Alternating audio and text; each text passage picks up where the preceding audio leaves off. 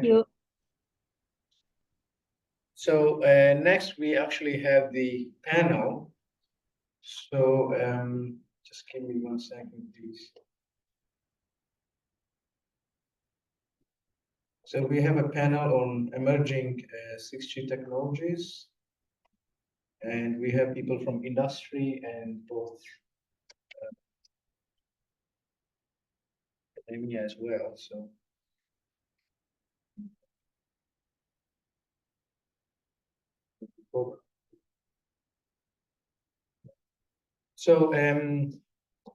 I would like to invite Professor George Alexandropoulos, who is joining us remotely, and he's from NKUA in Greece.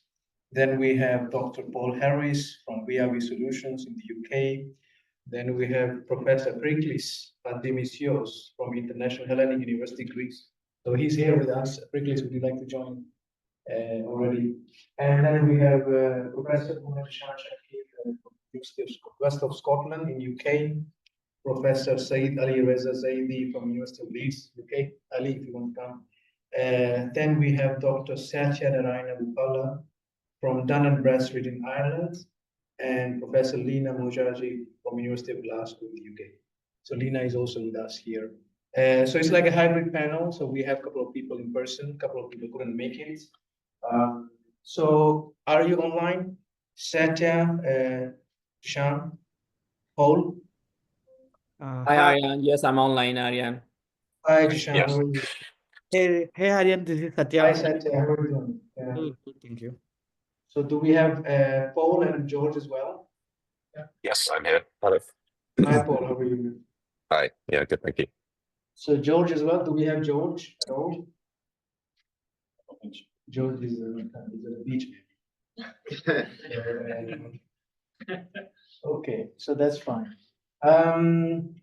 So maybe we can start with some words from the panelists about their thoughts on the research that they are doing, of course, and also their thoughts on 6G technologies that are ongoing and which are important, let's say, for the way forward. So maybe I can start in the same order that I introduced our panelists. Or would you like to go first? Any of the input?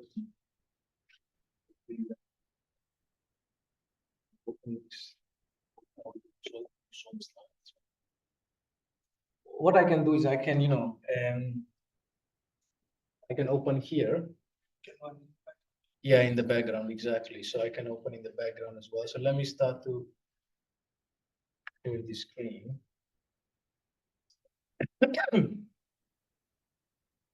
Please remind me whose is which one. So you have panel. It's mine. Okay, you start then because I found it. That's why you should initiate. So let's Like up there. What do you prefer? It's up to you. I mean, I will give you the mic and you can go ahead and I just press the button. Just let me know. Okay. What I will do is I will come there. Yeah, go ahead. Yeah, it's not easy for me to. Definitely go ahead. But this is working as well. Yeah. I changed the button. So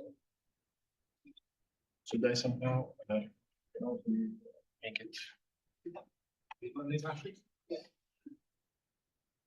Okay. Can you hear me? Okay. Right. Okay. I'm Periklis Chatzimisios. I'm affiliated with both the International Hellenic University, which is not on the beach, but in Greece, in the south, and also with the Zeeshan SME that resides in Thessaloniki as well.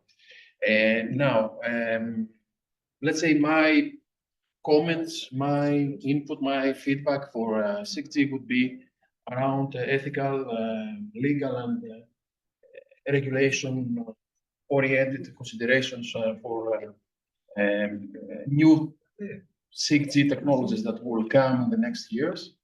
I have some slides about some definitions or some, let's say, some thoughts about them. It seems that it's a very hot topic. Everyone is discussing the legal and ethical aspects of AI, but it's not only AI, it's also communications, it's about data, and I think that all of them are connected somehow. So I'm not going to read the definitions, but of course there is a difference between legal and ethical aspects. Some differences related with the scope, the enforcement, and flexibility. Also, you know that although we are currently in UK, there is an EUA Act, right, that will affect everyone. So no matter if we're based in, let's say, in EU country, these regulations will have will affect everyone in the world, also from other continents. So again, I'm not going to spend time. This act is specific about AI, and of course there are some other acts like the Data Act, etc., that actually will govern the 6G era.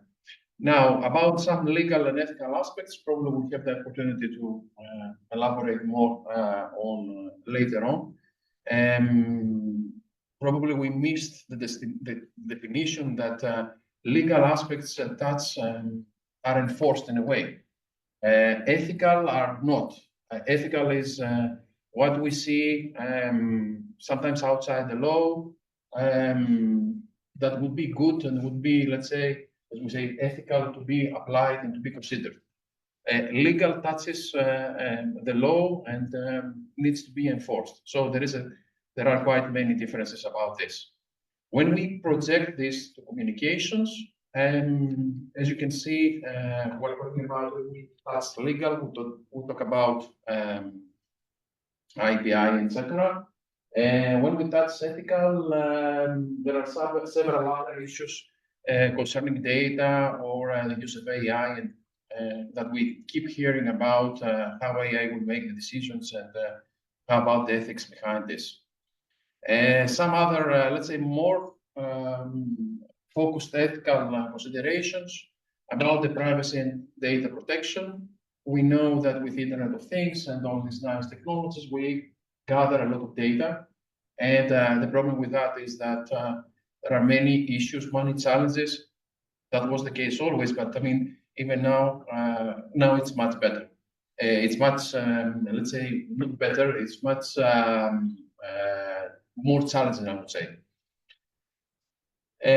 Bias and discrimination, digital divide, and several other issues that touch 6G as well.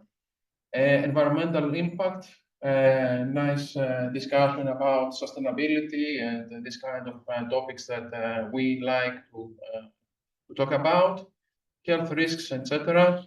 And I would like to stop here in order to have time for discussion.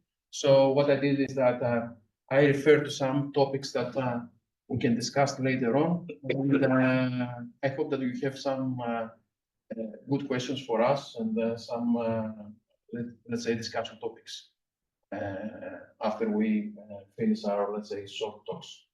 Thank you very much. And next. So next one. Should we go one online and one like that? Let me stop sharing. So maybe one of the online people, maybe Zeeshan or Paul or Satya, would you like to? Hey, Aryan, maybe, I think this topic is very relevant, what our Professor Periklis, presented. So maybe I'll go in the same direction. So sorry, I don't have any material I prepared, but I think following his presentation. So I'm Satya. I'm a head of GenAI security at Dun & Bradstreet right now. But I worked in 5G space, for like few years, and then I moved to industry recently. So coming to the topic, yeah, I think nowadays, like you see, generative AI, LLM models has been integrated to a lot of industries, right? So 6G is not so different. So I see that like in the 6G we have like from a physical layer design to the application level, like everywhere you are going to see generative AI is kind of AI models are kind of becoming part of it, right?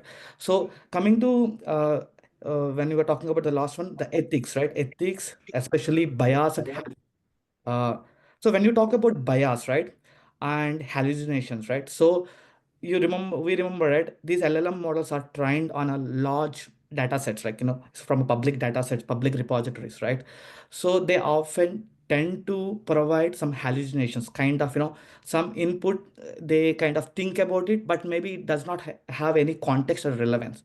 So you need to, whenever we are trying to integrate any GenAI system in our 6G or any service, you need to make sure that we have a right set of tools that you can evaluate this bias, the inherent bias which is induced by LLM models. Okay, that's something we can address. Okay, coming to security aspect, that's something I want to talk about.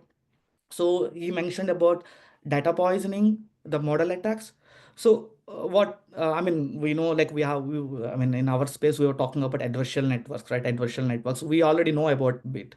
So coming to similar area, the data poisoning. Let's say, for example, you considered maybe a digital twin application. I see that, there is a presentation from professor, maybe in the next hour. So I see that nowadays we are using GenAI in the digital twin simulations, network simulations, at some part for data augmentation. So imagine whatever the data you are wanted to train on this AI model which you wanted to use. Imagine this data have some kind of vulnerabilities, some kind of, executable code that has been inserted, and then you are using this GenAI model in your system. So that's the way you are actually, attackers are introducing the kind of attacks, kind of on your data itself, right? So data poisoning, maybe. Go on. So yeah, other one, more like the prompt injection jailbreaking attacks. I don't know whether you heard about it or not. So what the people do it, like what attackers basically are doing nowadays.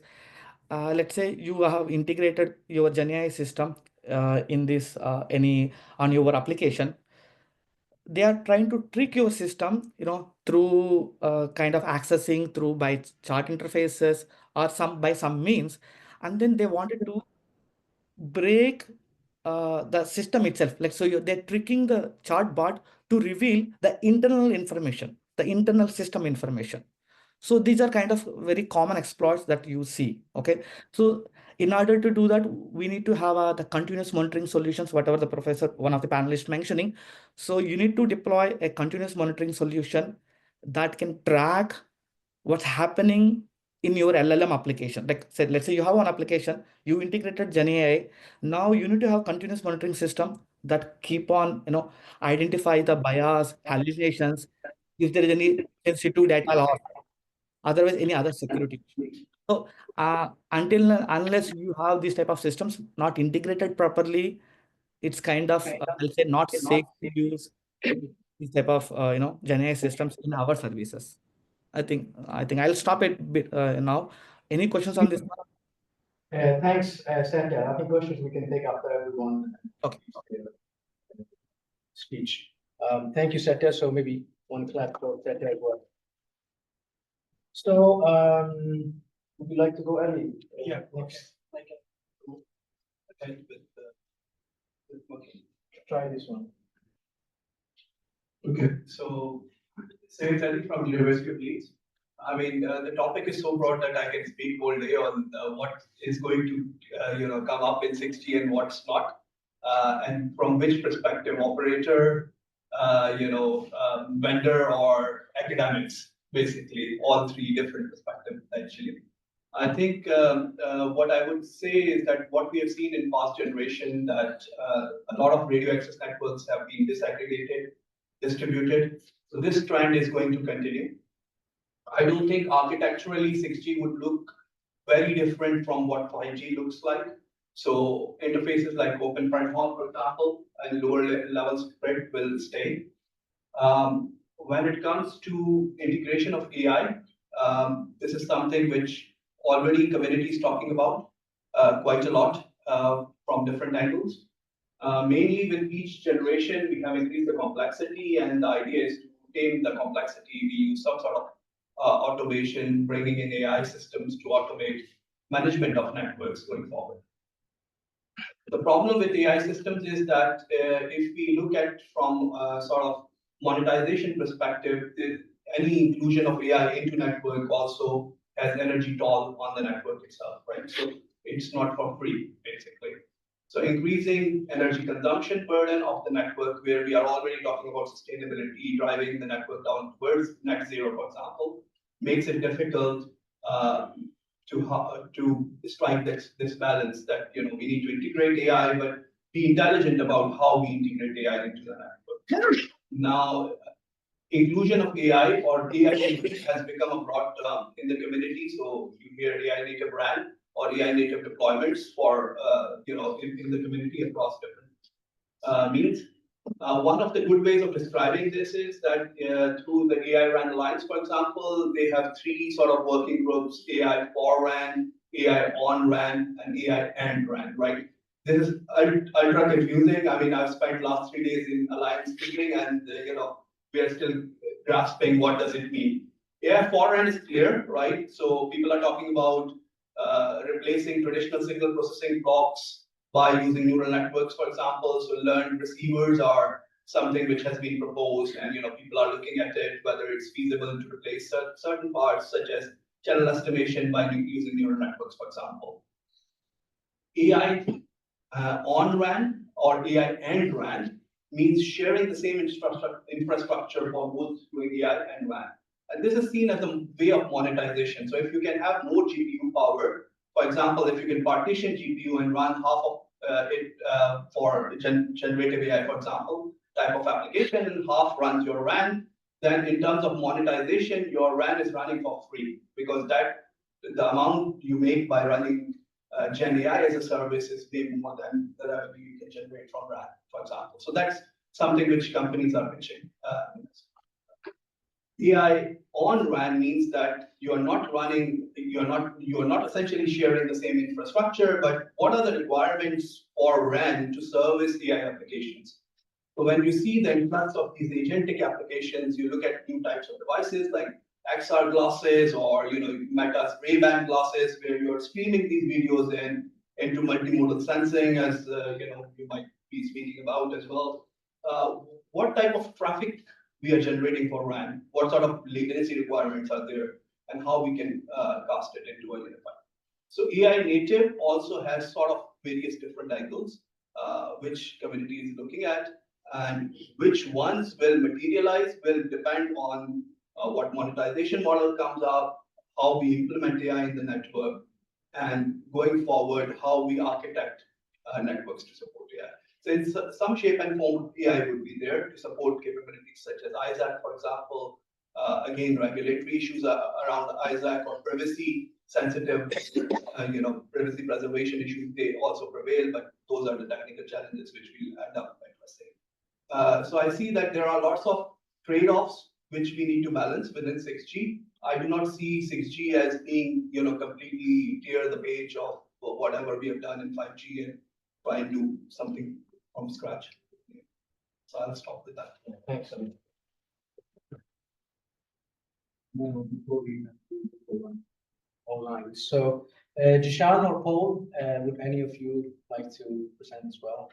I'm happy, Aryan, if you want me, or I'm Zeeshan, okay with please go anything. ahead. Yeah, please go ahead.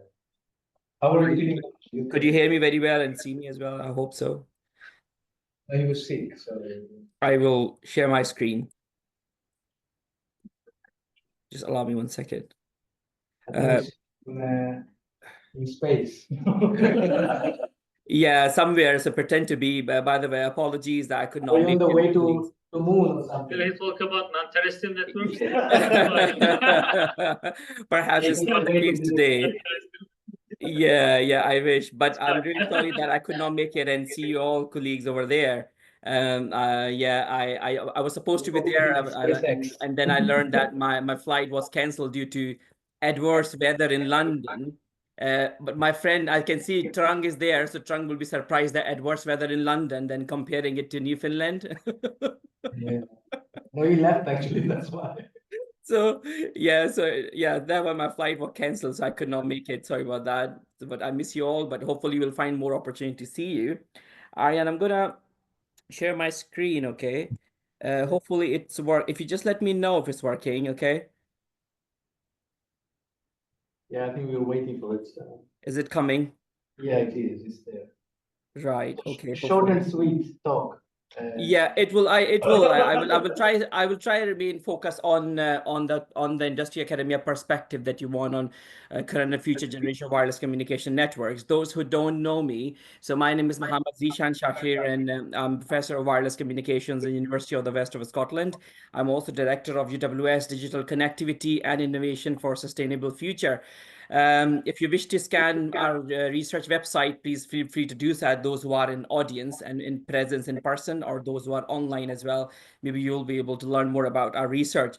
I'll tell you maybe a minute more on our research. So we are looking into revolutionizing the automation for sustainable future, and we aim to do that with the help of digital technologies that include 5G, 6G, Internet of Things, artificial intelligence, and etc. And we not just want to improve the efficiencies of the processes, but we also want to reduce the impact that we create on environment and also improve the quality of the life. So these are our performance metrics of our research. We're mainly looking into 3 applications when it comes to 5G, 6G, or IoT and its applications. We're looking into its impact on or using them as a solution to solve the global problems such as climate change. We're also looking into delivery of health and well-being, and also looking at the public safety and digital connectivity. We have been in Scotland and the UK working with several industrial and academic partners on funded research projects, and particularly from today's perspective, academia and industrial perspective, we are working very close with the industrial partners in delivery of knowledge exchange programs. We have a number of projects, we call them knowledge transfer partnership projects, where we install academic capacity or academic skills within companies to drive the technology and the business cases in the country and beyond. And I'll be talking about some of those programs in a minute.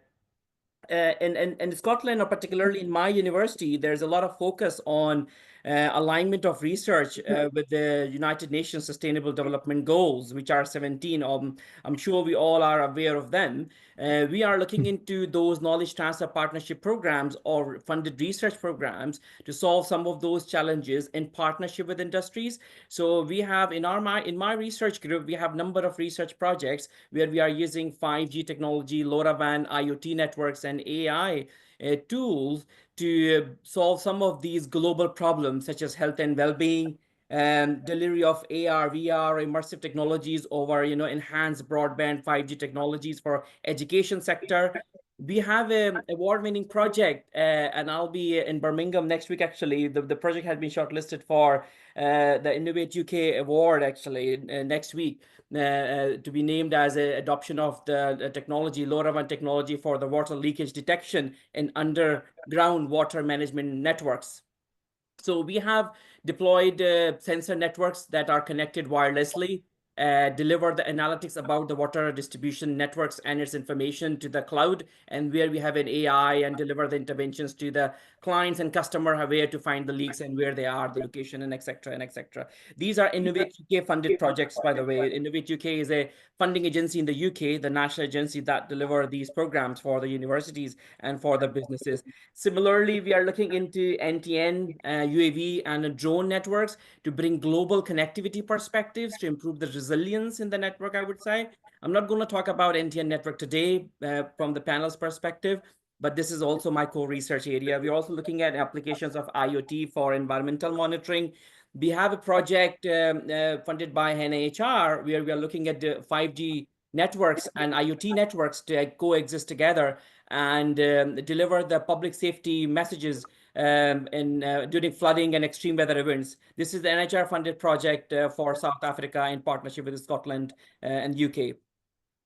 From UK perspective, I want to highlight over here what we have noticed. 5G technologies and 5G networks have been here in the UK and all around the world. My colleagues are there and would agree with me, it's been there since last few years, and we are now looking at 6G and 6G networks and design and development. What did not happen in the UK particularly, I would say, these 5G networks or the technologies have not been adopted by the businesses as a solution.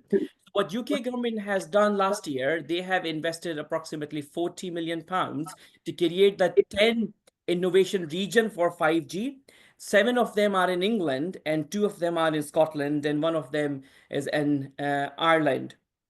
in Northern Ireland. The main purpose of creating these 10 regions is to create the private 5G networks that drive the adoption of the 5G technology for various applications and use cases, and that include agriculture, transportation, logistics, tourism, manufacturing, creative industries, health and well-being, public safety. So these are some of the key use cases that government is interested in to push funding in and then see the industries can adopt. There are challenges that we have seen in the sector. For example, industries are unable to adopt. For example, there is no capital investment available. You need to buy the 5G network and invest and build the capacity and the skill set in order to deploy the 5G network, improving your manufacturing processes or improving your business efficiencies and etc.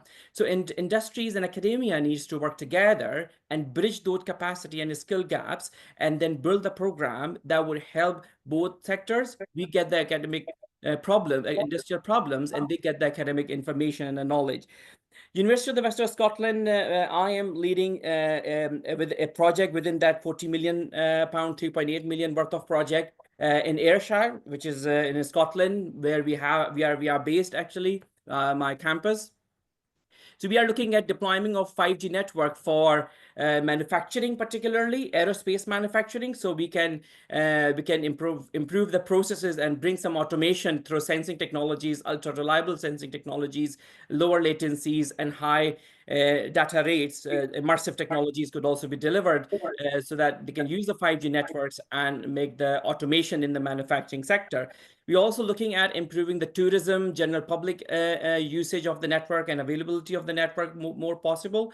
You may know that recently one of the giant in the aerospace sector recently made a news that they won't rely on publicly available connectivity solutions or Wi-Fi 6 or 7 solutions to drive the manufacturing process within their premises due to the obvious concerns. So there's a dire need to build and exploit or adopt private 5G network for indoor coverage that improve the businesses, the operations, and bring those connectivity, immersive connectivity, ultra high data rates to these premises, so that more efficiencies or business efficiencies can be delivered or can be approached. I just want to give you an overview of what we are trying to do. If you see at the top picture, this is the 5G network look like, the portable 5G network. So what we are trying to create for businesses, we are creating a portable 5G network that comes in a briefcase, not like a briefcase that we carry, of course, a very robust, I would say, carry case. This 5G network is portable and deployable and flexible. So we are creating this test and trial opportunity for businesses. So 5G network can be taken from one site to the other site with a flexible backhaul that they can use and test and try. We are also deploying our own O-RAN infrastructure that will allow do some research and innovation with integration of AI for integration of end-to-end solutions as a backhaul. We are also looking into building capacity, come up with a structured approach for businesses that they can adopt to build capacity and a skill set so that they can adopt 5G networks for their own businesses, for their operations. I'll stop here particularly. This is my group. But my takeaway is that industries and businesses should work together. And maybe UK is setting very great example, offering those programs to the businesses and to the academia to collaborate together and exploit this opportunity, exchange research opportunities, and co-create the solution and use cases that perhaps come out from 5G and continue to drive when we are talking about designing 6G networks. Thank you very much.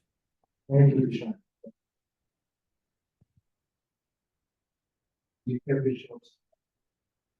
Shorter than usual. So next I invite Lina.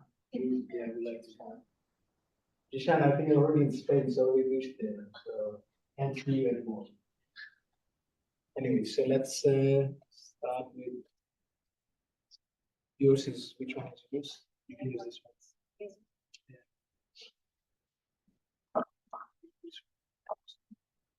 Okay. And let me check if you shared the screen.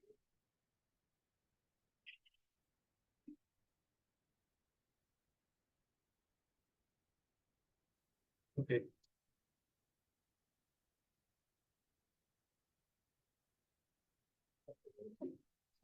Hi everyone, can you hear me okay? Good. I'm Lina Mohjazi from the University of Glasgow. I'm also a member of the Communication Sensing and Imaging Group.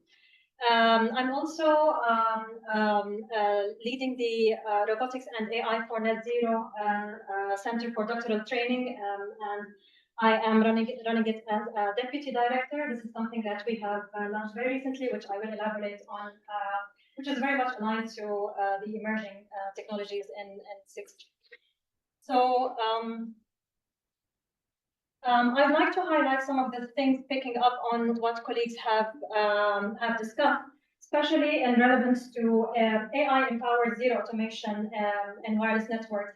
So as we move on to future wireless technologies, we will see that there is a demand on relying on cognition in the form of networks having to continuously learn, monitor, and self-heal.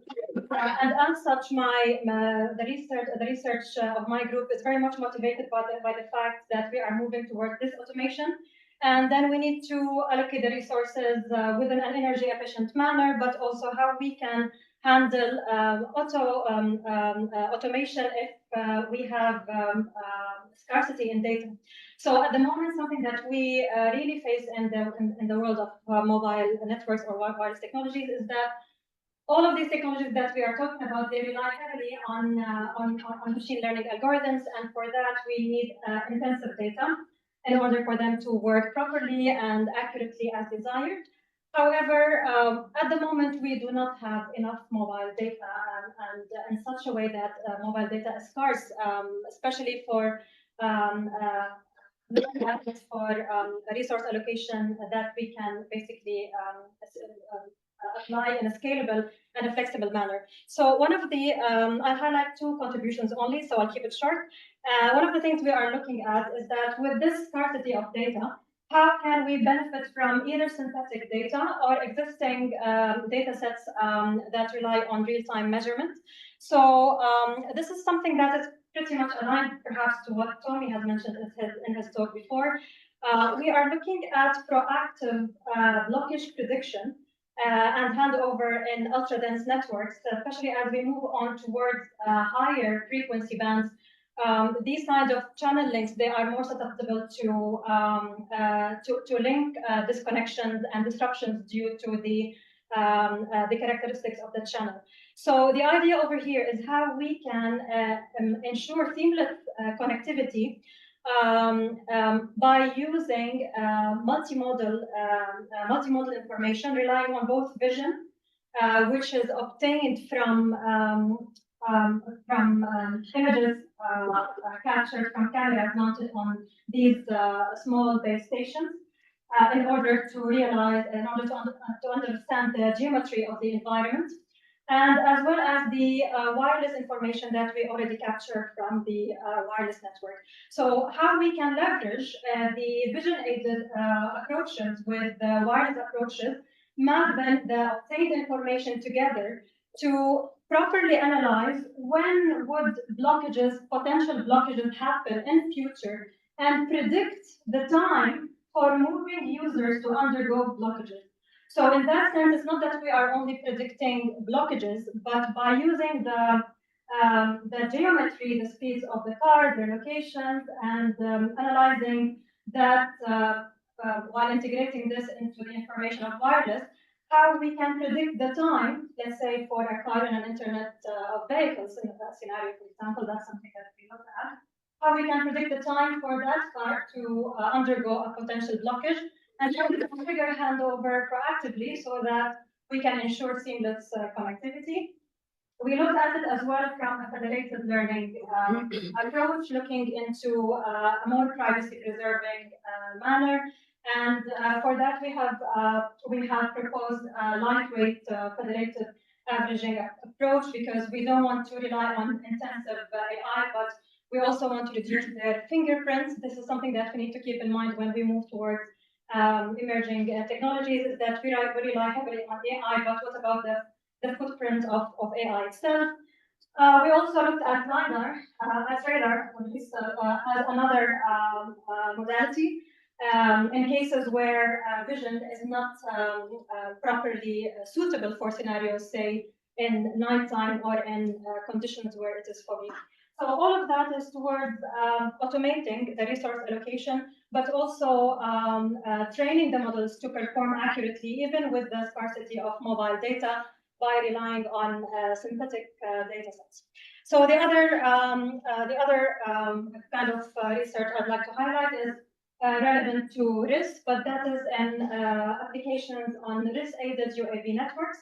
And for that, we have looked at how we can allocate the resources, or how we can do dynamic decision making, where we can jointly optimize the beamforming of base station, the phase shifts of the RIS, supporting the UAV links towards the different IoT devices, which have different applications, say in agricultural or monitoring, healthcare, and so on. So how we can decide on data collection schedules of these IoT devices, and jointly decide on the trajectory of the UAVs, as well as the phase shifts of RIS. So all of that is towards automating the resource on demand, and for that we have looked into different approaches on using multiple RIS, and then how we can basically benefit from clustering different IoT devices which have similar, let's say, traffic patterns, which is very much seen potentially in future applications. So the last thing I would like to highlight over here is the EPSRC Center for Doctoral Training in Robotics and AI. And this is very much aligned to AI-empowered zero-touch automation, because in that sense, we have partnered with Manchester University and Oxford University to train future engineers in not only robotics and AI, but also in connectivity and autonomous integration of fleets of robotics and how they coordinate. Specifically for applications in net zero asset infrastructure, such as wind farms, wind solar farms, and hydrogen. So applications are open. If you have any students willing to join us, we have 6 open positions, and this is very much positioned as one of the priority areas in the UK and globally, and probably Aryan could reflect on that, since you have an initiative on 6G robotics and AI. So this is something that is very much suited, because the idea is not only how we realize 6G, but how we train the talents in order for them to be ready for employability, to basically realize this goal within real life impact. So with that, I conclude my talk, and then I'll pass it to Paul. Thank you, Lina. So now we have Paul. Sorry, I think we went a little bit over time. Paul, so if you have something to share, please feel free. Let me found my slides.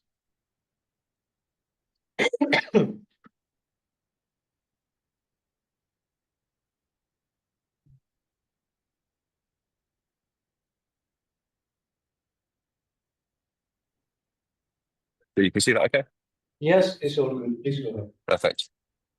Yeah, so hi everyone. So my name's Paul Harris. I work within the CTO office of VIAVI Solutions. For those who aren't familiar, VIAVI are a test and measurement company.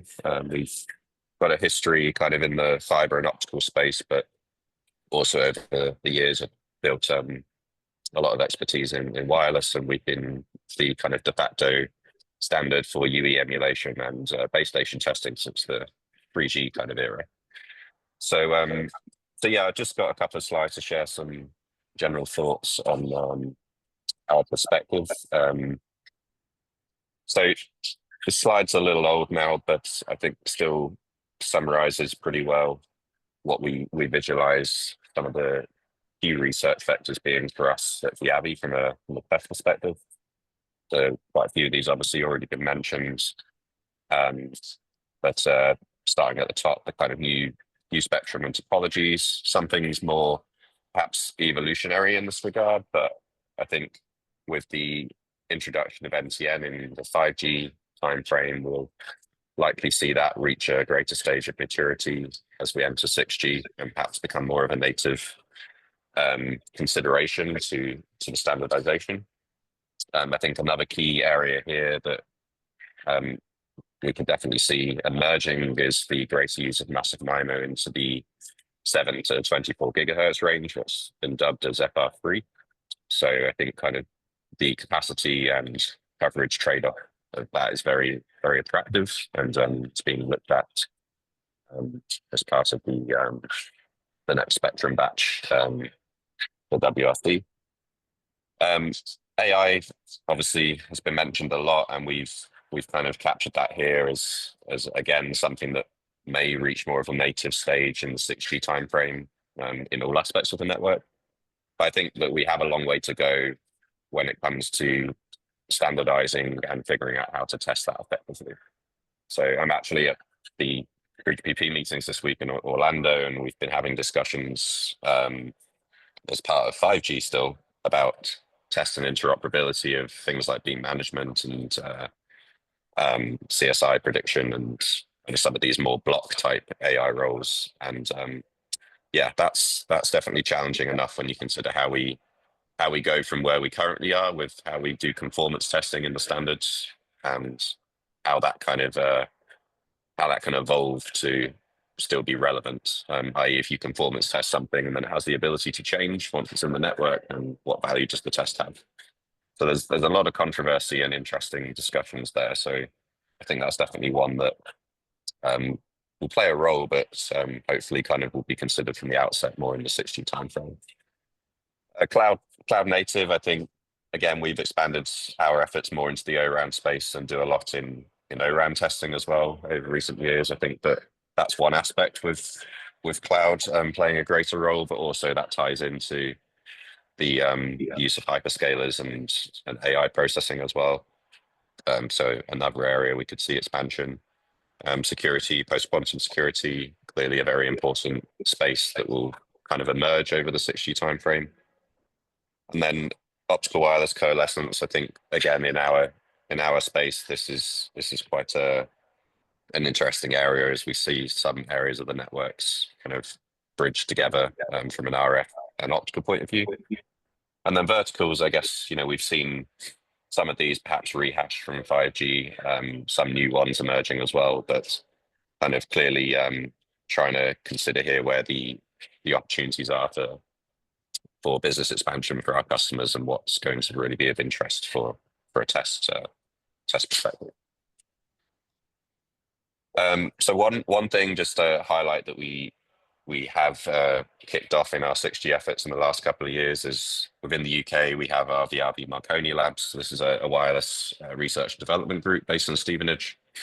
And this group is, as kind of shown here, focused on bringing things from our perspective, from a research stage through to standardization.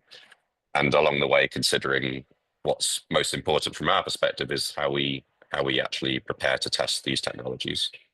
So I think we've already had some POCs in different spaces like AI receivers and ray tracing, integrated sensing, communications. And we do sort of initial research and proof of concepts ourselves to kind of make sure that we're up to speed on what's happening in academia and in the industry. And then gradually bring that through to closer to the product, so like a pre-product type integration, to try and look ahead of time of what's happening in research, what's likely to progress in the standards. So we have the 6G study items being discussed in the March workshop in 3GPP next year. So that's going to be a key milestone to start to see which directions are gaining traction in the standards.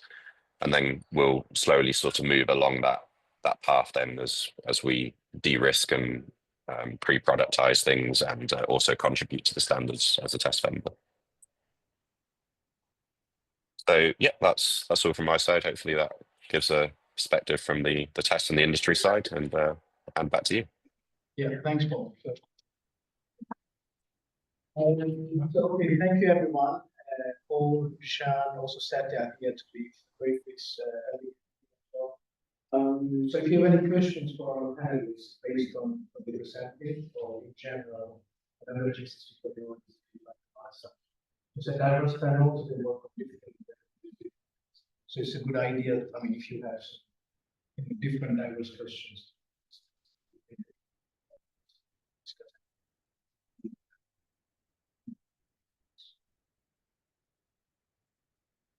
We should see that we have 3 more hours to go. So buckle up.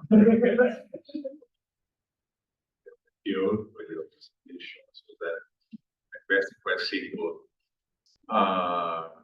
So in the future, I would like to know what your thought about whether we will have AI for communication or communication for AI. Because AI for communication means that it is expected that AI will have communication system in performing better and more efficient.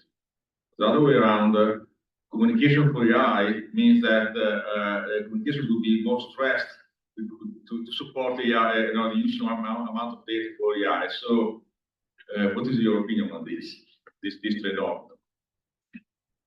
Okay.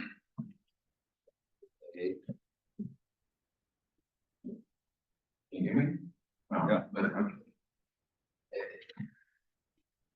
It's a very nice question because I will tell you why. Because in my department, for example, people working in AI, they don't care about communications at all.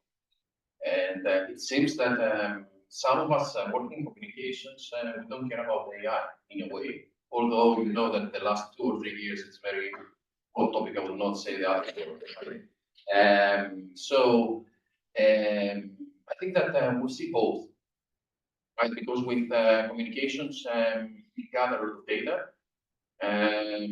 We need to have, let's say, the technology to do that in order to satisfy, let's say, the hunger for data. On the other hand, we see that AI has helped a lot in communications. Always that was the case, but especially the last years. So I think that it's a matter of how you view things and what is your background. For example, my background is communications, and for me, AI is a tool. But it seems that it's the other way around for some people. That communications and Internet of Things is a tool for more data to be gathered, and then to use all these nice AI methods and techniques in order to help us with the several applications that now we have, and we will see in the future with the 6G for sure. I don't know if you want to. I can add, and I think Paul has already alluded to this. Paul VIAVI is involved in a lot of AI-related initiatives as well, as you would know. I think from the practical perspective, communication serving AI is easier to see within 6G's life cycle.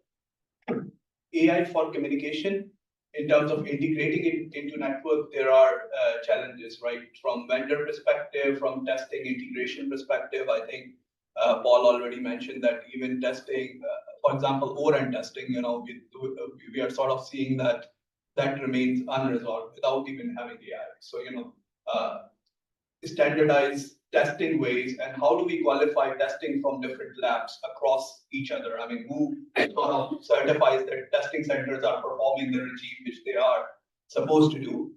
Now, introducing AI, again, there are various spectrums of introducing AI, right? So you can have an LLM-based agent which just suggests that, given 3GPP's back, I've been trained with RAG, and I can suggest that there is some issue here. Can somebody have a look and, click fix, for example? That sort of AI to assist some human operator we might see. But if we talk about autonomous code generation to sort of do the radio resource allocation or generating accepts and all those type of stuff, which we are looking at, obviously from research perspective, whether that will end up in integrating into sort of 6G systems is questionable, because how do you test this? Because the sort of uncertainty quantification in this is quite huge, basically. And then what does testing for AI looks like? I mean, nobody has an answer today. So, all these things we need to address before AI for N becomes more tangible. Lina, you have something to Just a quick one here. It reminds me of the question of is it AI for sustainability or sustainability for AI? Like, are we using AI to address the sustainability agenda, but at the same time increasing the footprint? So where the sustainability factor comes here? So there is a need to understand what are the consequences of applying AI. So similar to AI for communication for AI. In this sense, how we are ensuring sustainability within the AI approaches that we are applying, so as not to add the carbon footprint, which is already something that is pressing demand in AI communication. Zeeshan, Paul, you have something to add? Hi, Aryan. I just want to add maybe a very short point over here. We've been talking about AI. AI has been definitely considered as one of the potential technologies to support the new design and infrastructure. Ali said very well about that as well. They've been integrated into the major UK new programs and new structures as well. But if you can recall earlier today, Trung has made a very good point and very good talk about quantum.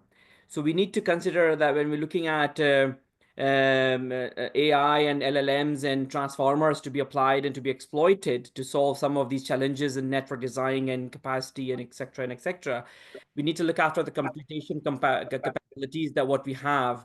And what I have seen so far in my research and around myself, we may not necessarily require those large language models where we require hyper tuning and excessive amount of parameters, billions of parameters to tune and then come up with a model and training and etc. We may have classical models available already to solve the problems. So we should not necessarily or unnecessarily try to retrofit AI in every aspect, I would say, where we have complex problem, where we look for scalability, agility. We can look into AI to play a role and come up with an approach that perhaps easier or flexible for us to approach and adapt. Yeah, great, Zeeshan. Paul, you have something to add? Yeah, no, I mean, pretty much more of the same, really. I think there's obviously through the hyper sort of desire to sometimes put AI onto everything for the sake of it. And I think we have to be careful with how we approach that and look at where it truly provides gains, where it can perhaps be a negative impact in some respects, in some cases, and also what's realistic to maybe do that doesn't need to happen within the standards. It can happen outside of it and doesn't need to perhaps have the same rigorous kind of testing that goes on within say a body like for HPP. And for the functions that we do try to bring into the standards, there needs to be a clear framework and a clear way to test and provide confidence. Because as an operator, kind of deploying an unknown into your network is kind of not desirable, obviously. So trying to figure out how we avoid those corner cases emerging that could be disruptive for certain types of features. But I think there's also a lot of opportunity in new areas that maybe we couldn't tackle before, that may not be part of, say, a standardized solution, say like site-specific optimization of towers and things like this. I think that's to me a really exciting area where there could be a way to actually tailor base stations to particular deployments and leverage AI in a way that could assist with that. So I think there's a huge scope really, and it's just going to be a case of through the standards they're going to do their thing and look at what's realistic to bring in that is going to fly from a commercial and a political competitive perspective when it comes to a framework and testing in for HPP, and then what can be left to things outside of the standards as well. Thanks, Paul. And we did answer the question. So I don't know. I mean, Chicken egg problem. Yeah, chicken egg problem. Yeah. Maybe just a sentence or two on the same topic. Actually, that was an excellent discussion and excellent topics.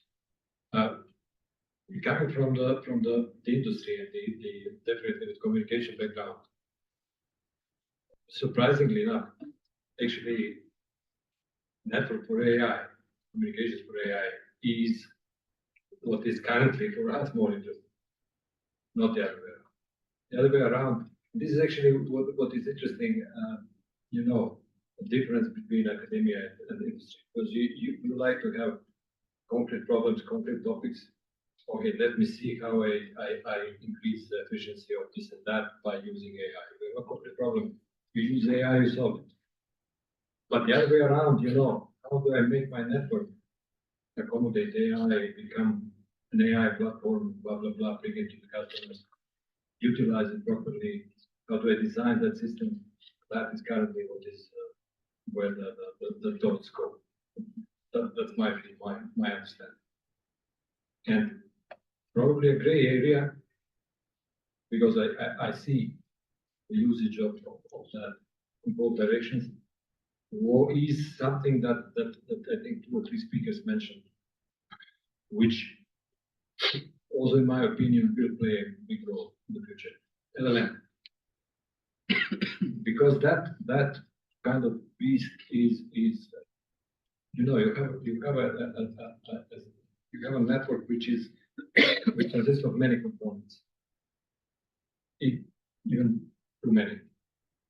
And LLM is capable of understanding the communication between these components and sitting in the middle of interpreting that. Probably something to think about, you know, for the future, whether we can replace protocols of this and that kind with the learning module of this kind. That also is kind of focus for, at least in the environment in which I work. That's Any thoughts around this? I think he pretty much said. Can I add one? Yeah. Okay. So indeed, I was watching the Mobile World Congress last month. Exactly what Prof said. So the Aryan alliance is NVIDIA is putting, you know, Ericsson, Nokia, and a couple of telco operators together, and they want to, you know, make the multi-access edge computing architecture into, you know, AI on RAN, right? So this is the second version of, as you know, Ali mentioned. So in this case, I think eventually if 5G or so there are certain you know, issues with the, you know, the profitability of the next generations of the networks, like monetization and etc. So if the telco operators will make money only out of the communication, all these, you know, futuristic views of ours as academics most probably will not be true, unless, you know, they make quite some money out of, you know, providing their, you know, entire infrastructure as a, you know, distributed computation AI, you know, infrastructure for those services, and at that point the communication will be a minor service provided by telco operators, but mostly maybe the computation will be the main revenue, and maybe later on we will see that, you know, the communication for AI will be much more a tool than the overall purpose of the entire you know, ICT infrastructure that we have in the future. So this is, you know, the connection between the what Zoran said and, you know, this chicken egg problem, yeah, from my perspective. Right. Yeah, I think on that I can add that, you know, this is also very complex. I mean, we're not going into the politics of you know, why edge computing failed. Basically, sort of failed, I should say. I mean, the complexity here is that at the moment we see hyperscaler investing in buying GPUs in huge numbers, right? Where is telecom investing in buying GPUs? You know, I mean, so it depends. By the time telco operators are ready to deploy AI on RAN, let's say, or AI and RAN, whatever we want to call it, will there be market to capture, or will the hyperscaler move in that market first? I mean, that is yet to be seen, right, as well. Right. So with this, I think we can conclude the panel. And Can I you would like to say something? I'm not sure if did we address the energy consumption thing? Yes. We did have some. Lina indeed address sustainability point of view. Well, but I want to put a number in it. I mean, if you Google right now, you'll find that ChatGPT, just ChatGPT, consumes 230 gigawatt hour right now, and we know it's a toy. to be honest, okay? It's nothing like it will be in just a few years.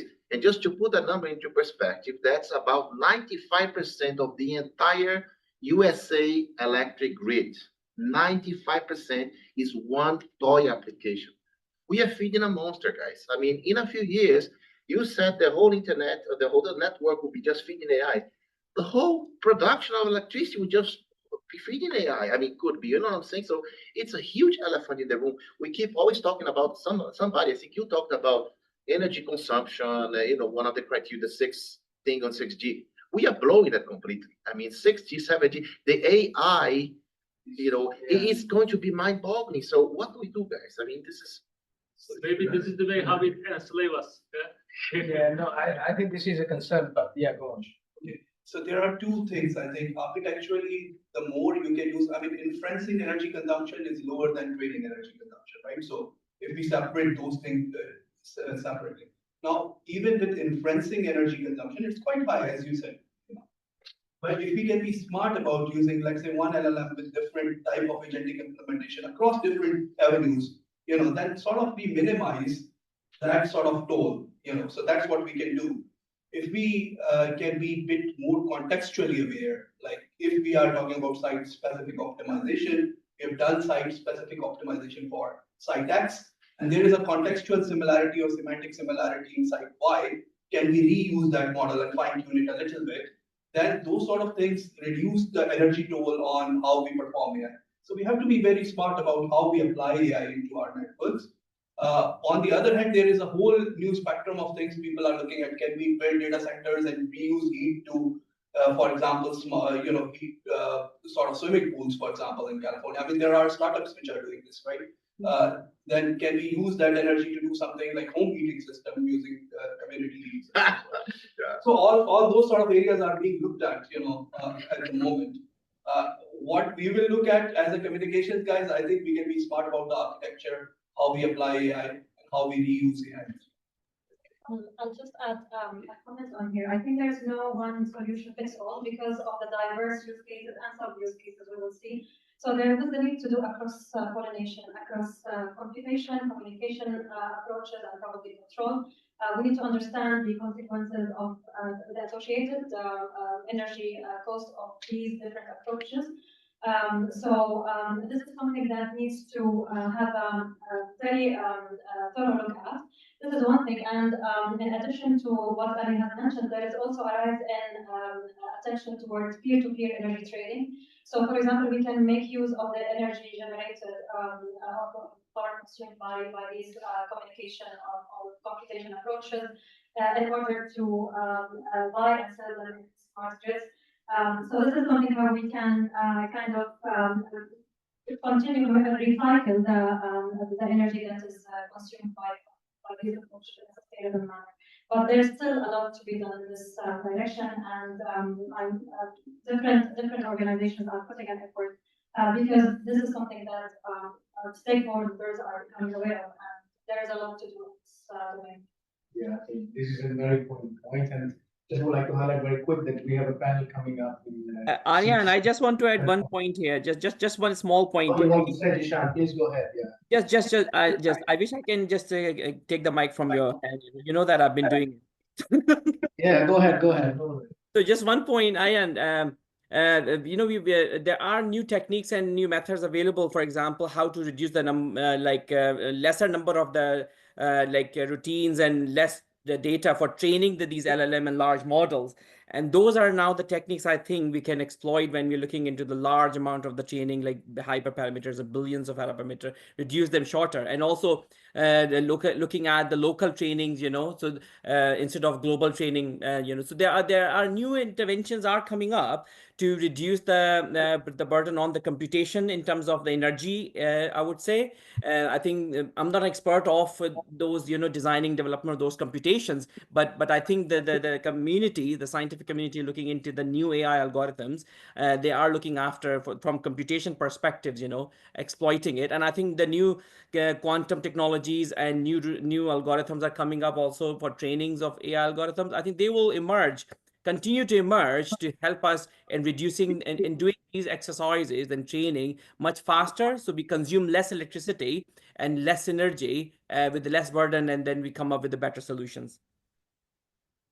I think I will just conclude by saying that there are things in hardware domain as well, right? So we talk about neuromorphic computing, for example, coming up as well. People are looking at silicon photonics as well. So can we do analog domain neural networks, for example, which compute lower power as well? So compute is changing as well. So maybe in 5-10 years time, you'll have a much more sustainable way. Let's pick this over topic and yeah, because it's a very, very interesting topic and it's a lot of thoughts. So I was just saying that we have actually a panel coming up in the Standards Conference, which Periklis is organizing in Belgrade in the next few days. So that is purely on AI. So you can get all the AI guys and also finance. We will talk about the standards of AI and also what kind of progress in terms of energy efficiency or any aspects, complexity, how to deal with this trade-off of complexity and let's say the targets orders. So some of the discussion will be there as well, and then also in Globcom as well.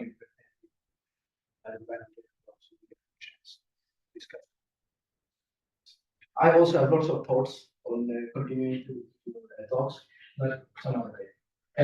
So with this, I would thank all the panelists, Zeeshan, Paul, Periklis, Satya, Ali, and Lina. So thank you so much for joining us.